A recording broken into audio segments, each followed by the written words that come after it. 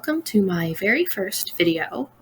From the intro, you can interpret that this is a through history challenge, though this particular one isn't following the Sims 3 rules. I would prefer to play a little closer to something that's historically accurate, at least as close as I can get it. It is The Sims 3 after all. The reason I'm starting this is I'm quite interested in the Ultimate Decades challenge, particularly how it would work with The Sims 3. Now, the Ultimate Decades challenge doesn't start where I'm starting it in history. That's because there's so much history prior to the medieval times, and I would like to visit those time periods, at least briefly. We're starting here in the Neolithic era. The Neolithic era was the final division of the Stone Age. Also known as the First Agricultural Revolution, it was a wide-scale transition from hunter-gatherer lifestyles to one of settled sedentary agriculture. That allowed for increasingly large populations due to increased food supply. Of course, there were many drawbacks to becoming sedentary and relying on cereal grains rather than foraging. Mortality rate in farming societies increased somewhat dramatically, and it's thought that that's possibly due to close proximity to animals introducing diseases that were new to humans. Also, from the narrow diversity of food, the quality of human nutrition was greatly decreased, even as food production was much more efficient. The Neolithic era lasted from around 10,000 BC to around 2000 BC, and during that time, there was a great deal of innovation, not just the domestication of animals, but also irrigation, the act of pottery making, polished stone tools, and rectangular houses. The earliest known civilization was developed in Sumer in southern Mesopotamia around 6500 BC. And the emergence of Sumeria heralded the beginning of the Bronze Age. But it wasn't a linear progression across the world. It was actually quite sporadic. So regions developed on their own. So while the Sumerian civilization might have reached the Bronze Age, at that time, other areas of the world hadn't. As such, the population growth seen in the Neolithic era wasn't immediate, nor consistent across the world. There are some estimates that suggest that the population of the world didn't rise for a few millennia after the Neolithic Revolution, and progress wasn't necessarily visible to Neolithic societies. So a bit more about the consequences. Nutritional standards were inferior to those of hunter-gatherers, and the transition to cereal-based diets caused a reduction in life expectancy as well as stature, an increase in infant mortality, and infectious diseases. However, a benefit of sedentary agriculture is that milk and cereal grains allowed mothers to raise both an older and a younger child concurrently. During the Paleolithic hunter-gatherer era, mothers tended to breastfeed their children up until the age of 4, but in the Neolithic era, mothers could feed their older children grains and milk from animals, and this all allowed for a faster population increase. I'll caution that everything we know about the Neolithic period is conjecture. Historians base their knowledge off of archaeological sites, but there is much that was lost to time, and much that can't be proven or disproven, particularly before the written word. So really, I'm saying that everything that I say about the Neolithic era might not be correct, but that I'm just going to do the best that I can. As it is, from what the intro demonstrated, we're starting in the year 8000 BC. As you can see here, there is a village. We're not actually living in that village for reasons I'll get into, but this world is Ziwabonde. I'm not sure if I'm pronouncing that correctly, but it's supposedly based off of Africa. Not that I know exactly where in Africa it's based off of, but that doesn't necessarily mean that we, for the purposes of this challenge, are in Africa. In fact, I'm deliberately leaving that vague and undetermined because information is not concrete, and I didn't want to limit myself to picking a location and then having to struggle to find information about that area. So I suppose you could say in the Neolithic era, we're just loosely following the history of the world in. Now, as I said before, I'm not following the through history rules for The Sims 3. I don't have any specific rules for this era, but my hope is to eventually reach the medieval period, 1300 AD, where I could then pick up the Ultimate Decades Challenge and follow those rules. So this Through History Challenge will be played somewhat based off of Ultimate Decades rules in the sense that we will be rolling for age ups and for births, and a lot of Sims will end up dead, particularly children. I'll go over the particular death rolls as it comes up, but most importantly, I'm not going to play from 8000 BC all the way up to present day. My plan is to play a particular number of generations for each era visited prior to 1300 AD, and my thought for the Neolithic period was that we'll do 3 generations of it and then move on. So after discussing the Neolithic era for some time, I think we'll just go ahead and get into it.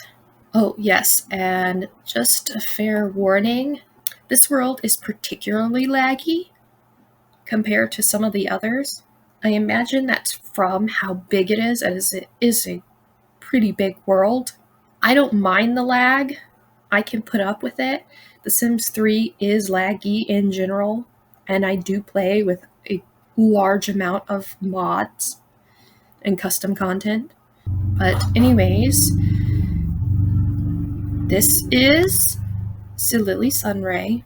I used a Sumerian name generator just so I wasn't using caveman names or anything else like that.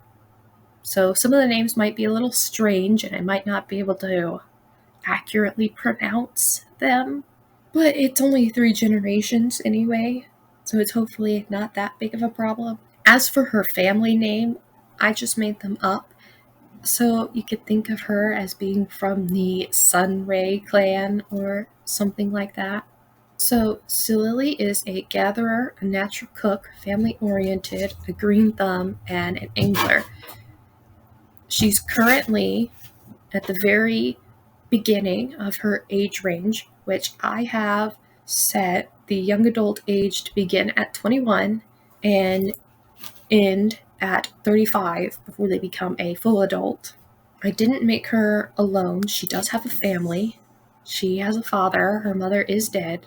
He is the chieftain of the village, or the leader, however they would refer to him. I'll just call him the chieftain. She has an older brother, and he is married or the equivalent from the time period, and they do have a son already.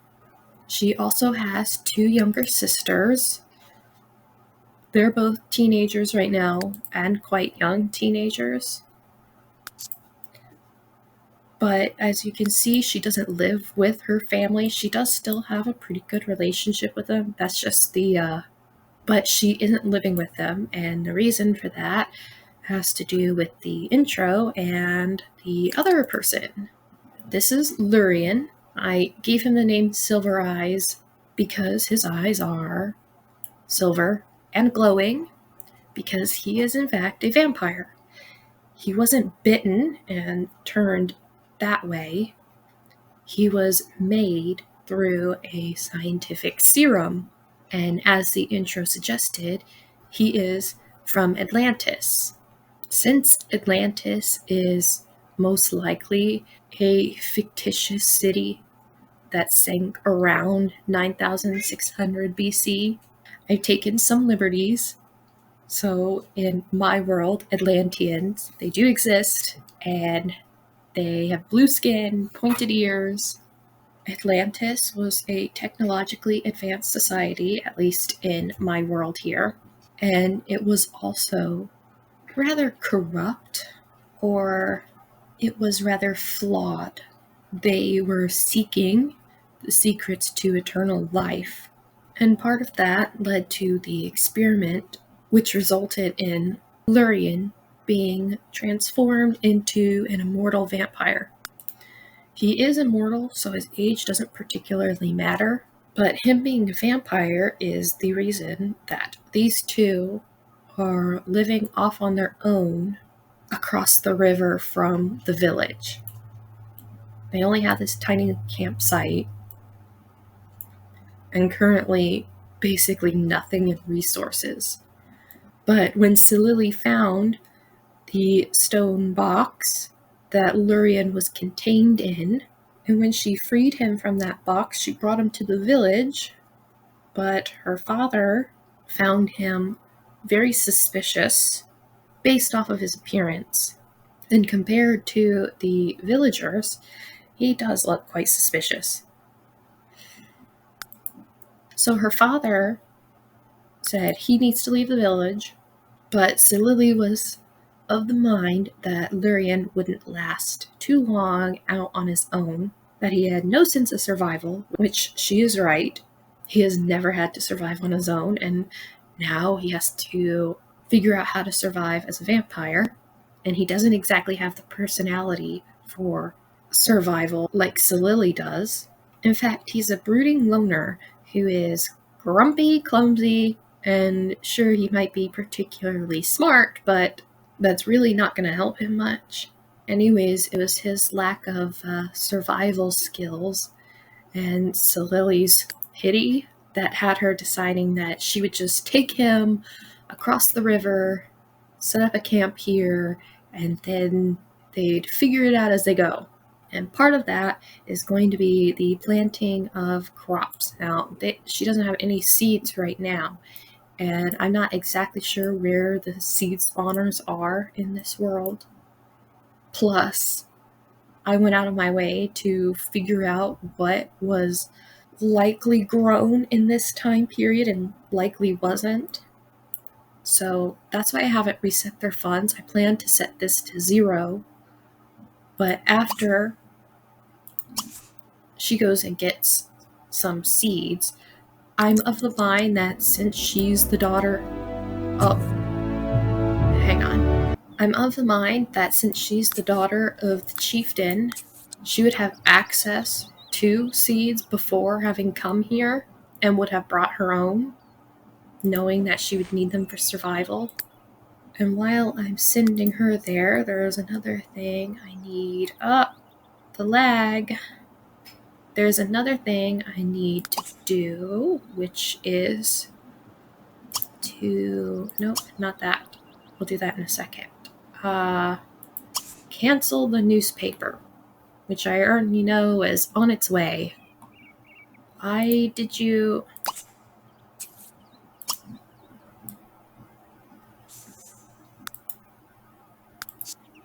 There we go. So him being a vampire is going to cause some problems, especially since he doesn't have a house to lurk in during the day. But he's just going to have to burn for now. And while she's getting seeds, I'm just going to send him to try and catch some fish so that she can eat. He's going to have to eat by drinking off of her, So we'll need to build up their relationship for that. Otherwise, he'll end up starving. So I am playing with story progression. I'm going to have to change all of these people's outfits. But that's why I'm getting all these pop-ups, is it's assigning randomly generated people to certain roles. Now, the seeds that I'm going to buy are wheat, of course. This is a mod. This isn't natural in the game. And I do have a mod that allows me to buy things that normally wouldn't be able to be bought in the grocery store. But I'm going to buy 2 of each. So wheat is one of them. Grapes. We'll do regular apples. Strawberries.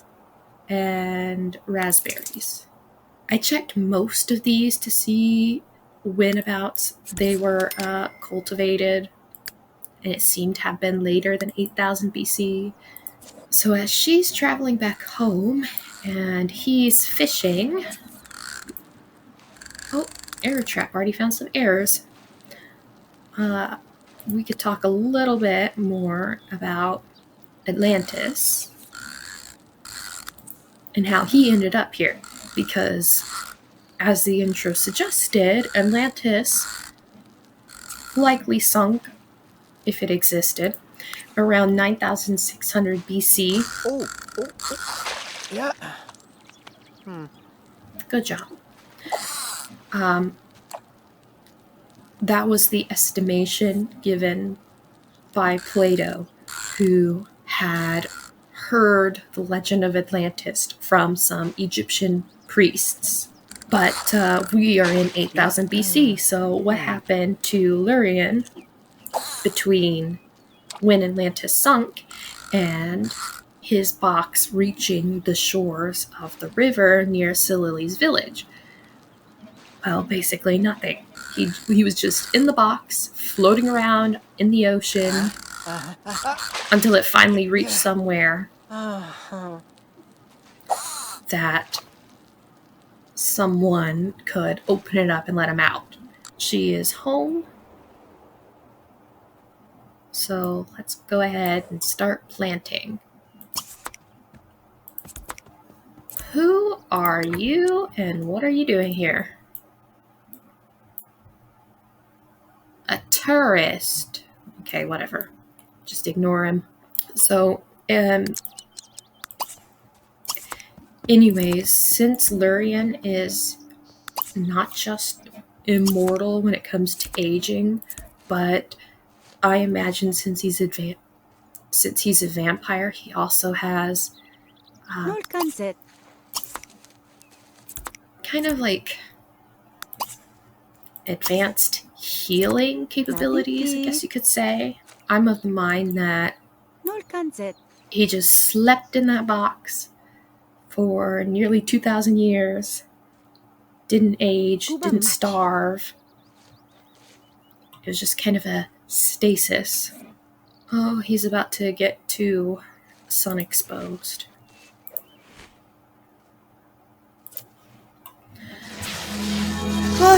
And the future portal. And he's passing out at the same time. Just gonna delete that. Well, after you pass out, you can come home. She's home now, so if she needs more fish, she can fish for it. And let's get rid of these.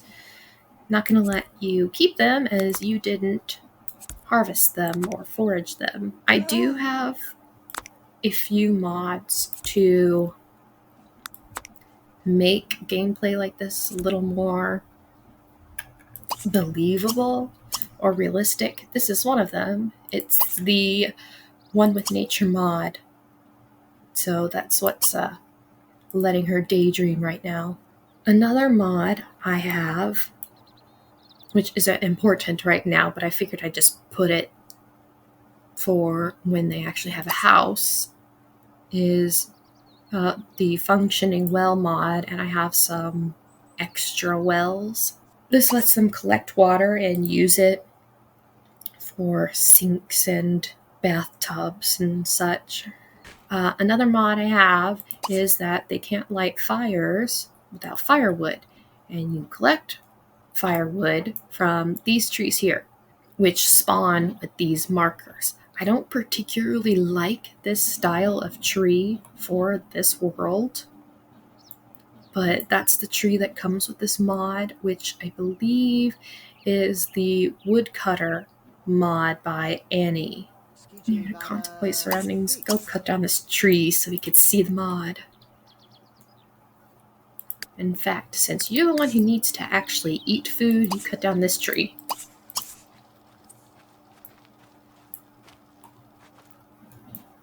And there he goes. This uses the animation from the firefighter profession. I know it's not a stone axe, but that's just the one it comes with. I don't know, maybe there's a default replacement out there for it, but it doesn't really bother me.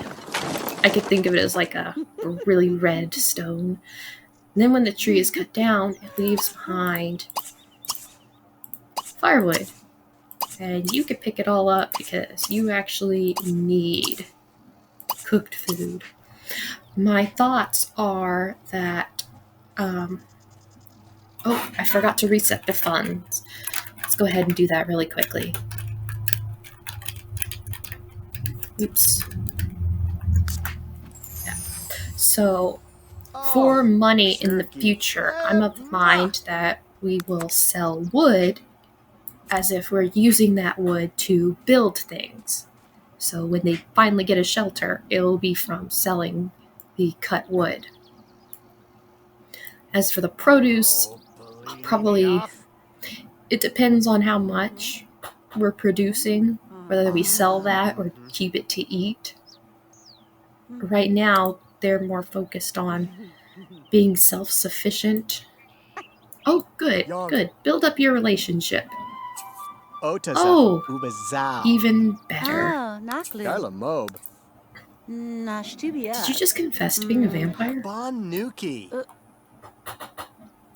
Oh, no. Oh. Nishtamia? Wait, what are you two do? Okay. Okay. You're gonna daydream right in front of each other. No. Let me check your needs.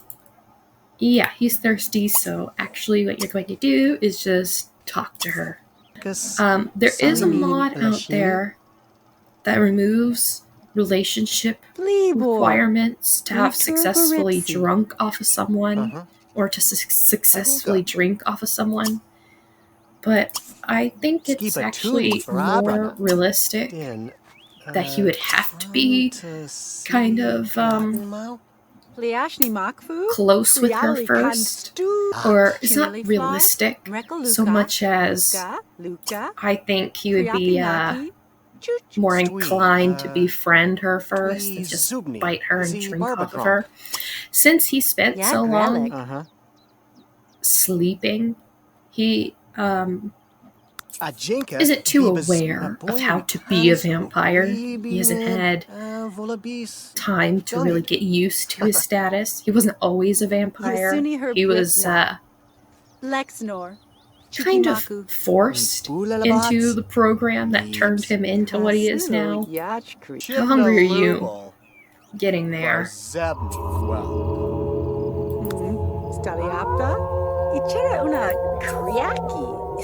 Oh joy. I usually have this on a single lunar phase because the zombies tend to irritate me eating my plants. So I might end up turning that off again. I wonder if she would let him drink off of her. Let's just build it up a little bit more. Complimentary, even though that's totally against your grumpy personality.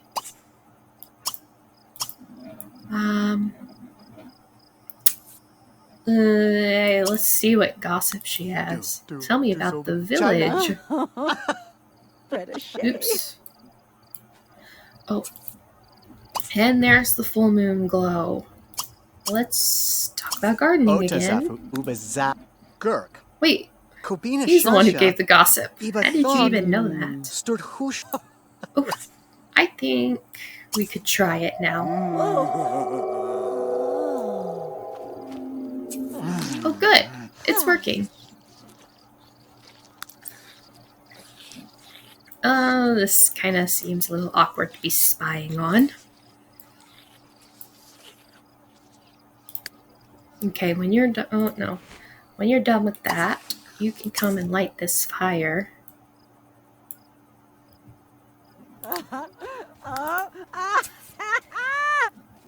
And they'll take care of your needs. The one with nature mod is really nice that way because you could just click and they'll take care of that. Oh, and now you. Oh, wait, give her a fish. No, don't roast a marshmallow. That is not something that existed. Yeah, so the one with nature mod is really nice because you can just click and then they can take care of their needs. And their hygiene need can be taken care of.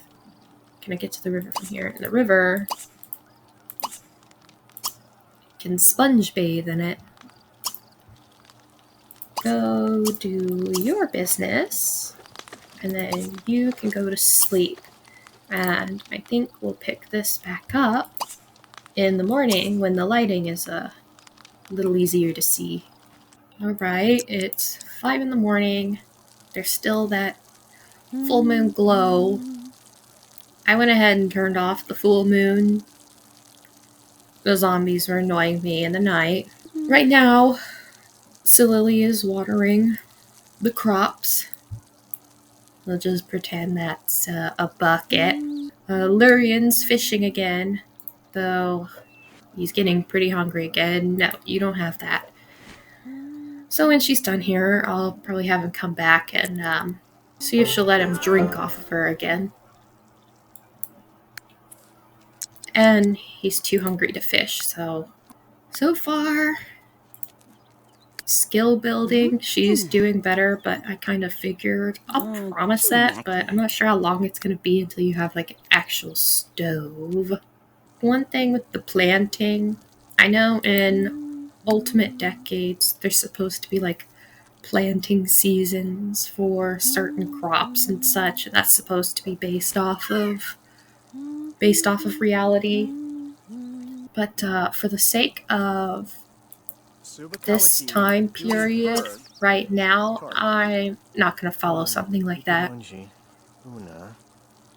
Especially since we only have a select type of crops. Oh! What?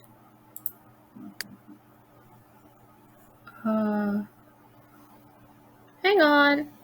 Okay, we might have a bit of a problem with a vampire out in the sun. There's no way he's gonna get to immortal. Let's just sell some wood real quick because he needs a shelter or otherwise he's gonna end up dying. And there's a specific reason I made him a vampire.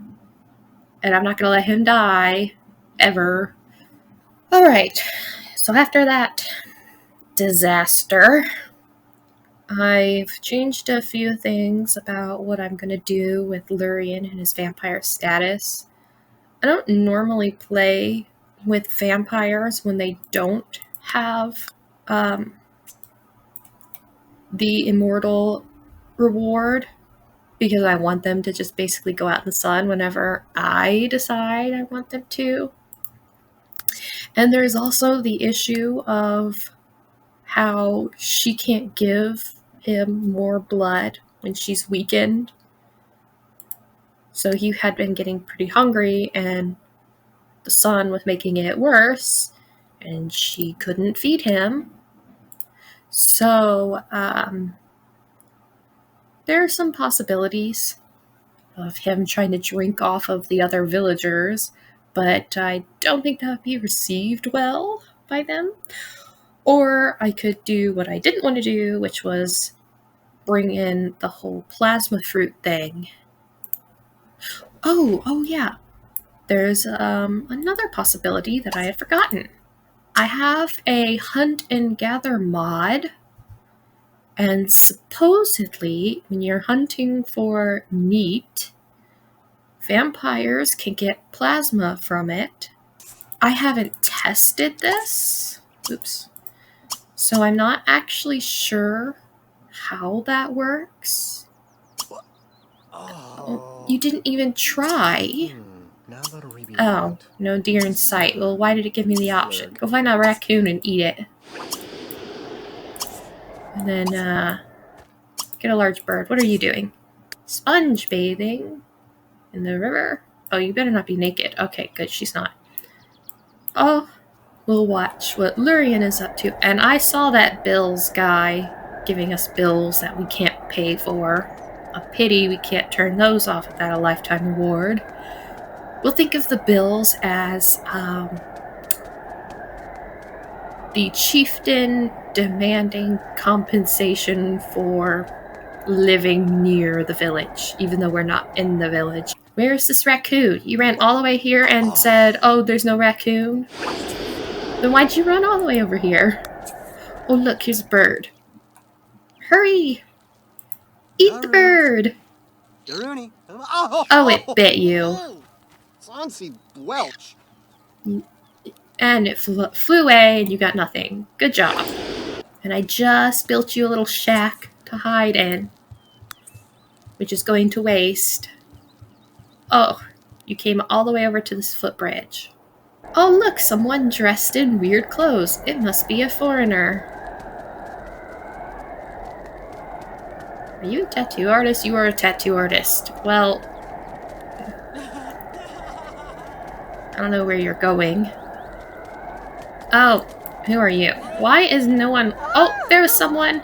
They're running too fast. Who are you? Why are you dressed like that? You have clothes. Put your real clothes on. What a strange outfit. Button down into the future. Shorts, dress shoes. They are the Mountain Clan, though they live in the village. My idea with the village is that a bunch of different hunter-gatherer clans kind of banded together for the sake of food and safety. Oh, your husband is running. You going to go chase after him? You... Baba, what are you wearing? This is Silily's... Oh, look, he got a plasma fruit.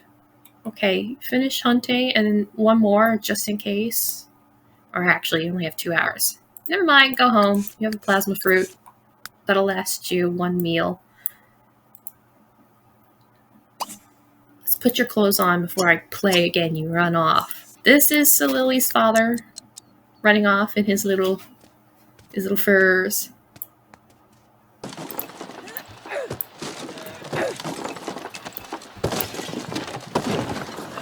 Cut down that tree.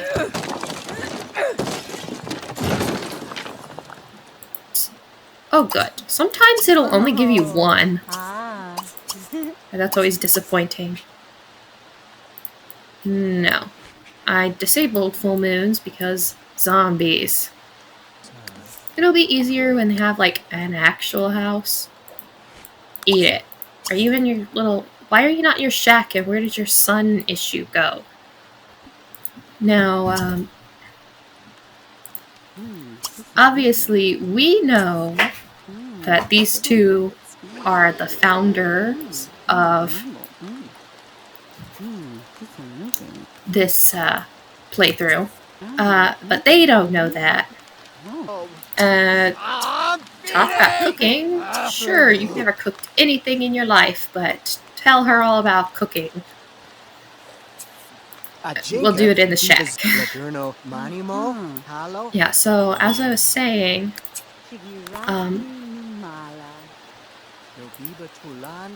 they don't know that they're the founders. We know And it's important we get started on that eventually. Founding our clan. I mean, I specifically made her the age that she is for... no, why are you... No, get back in here. We're gonna talk and work on our relationship. Why do you want to splash in a puddle? I made her a young adult rather than a teenager for quite a number of reasons. There's a lot of actual misconceptions about the ages of... did I have you talk about cooking already? Yeah, I did. I don't want her to get bored. About the ages women were when they had their first child in the Neolithic period. Of course, you know, everything is conjecture, but the thought is that it wasn't actually until the age of 19. Should really get bored with that, but we're gonna do it anyway. Oh, look, they're friends. That's good. Regardless of whether or not that the age is accurate, I kind of based my aging system around that, and making her 21, and yet not even, yeah, go ahead, not even married, as a way to demonstrate that she's rather independent-minded and is willing to go against what other people think that she should do based off of her own values. Okay. Since you're not burning in the sun, I can cut down this tree because we need money. I made her at the beginning of the young adult life stage for that reason, and also because if she was a teenager, she would have to rather quickly go through the young adult role. And if she dies in the young adult role, there would be no guarantee that they would have an established clan yet. But that kind of does bring me to one of the biggest reasons that I decided I was going to have Lurian be a vampire rather than just some random humanoid Atlantean who is entirely mortal. Oh, we'll pick these up.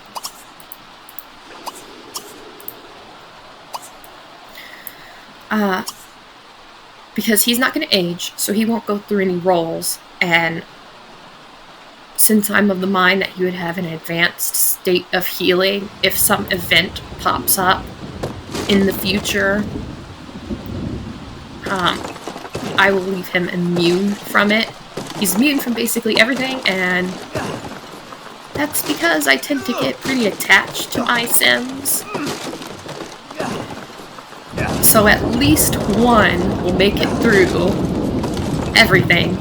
And since he's a vampire, he will be there throughout the entire story from 8000 BC all the way to whenever this ends. 700. We'll give one for dinner and sell the rest. This actually might be a pretty good system for making quick money. Oh, wait. Fire! You're on fire! Go inside! Hide! You are gonna need food. More plasma fruit. Ooh, no, wait, it's here. Go. And hunt. Not a very good hunter, are you? You'd think with vampire reflexes, Lurian, you'd be catching everything. It's like he's only caught one prey. Only one. No. No. Oh, you got a toad. That's great. How are your needs? Yeah, it's a really large world, which is why the lag is a little excessive. There are worse There are worse worlds than this one when it comes to lag. Oh, it's starting to get pretty dark. And you're getting tired. Go home. We'll let you try to hunt once more. And then you could come home too.